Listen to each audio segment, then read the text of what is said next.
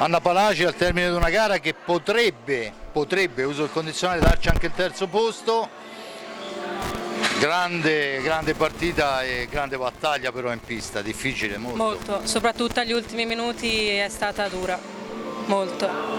È stata una gara secondo me anche gestita bene, cioè una gran difesa e davanti, poi vabbè, insomma, la Luana sappiamo che è di classe superiore, però soprattutto dietro tante palle sia te che Raffaelli recuperate, perciò insomma anche personalmente credo tu possa ritenerti soddisfatta. Sì, ognuno aveva i suoi ruoli, io e la Raffaelli soprattutto si stava più sopra e la Luana e la Saldana stavano soprattutto in attacco, avevano più il fisico in quel momento.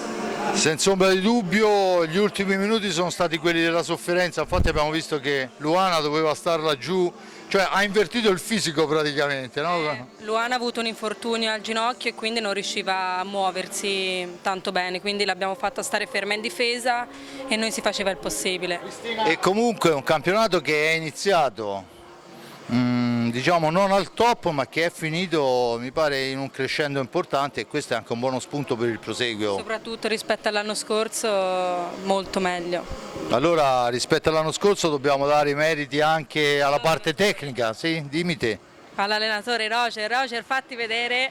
No, guardi, no vabbè c'è Roger dietro. Va bene, io ti ringrazio Anna, alla prossima, grazie.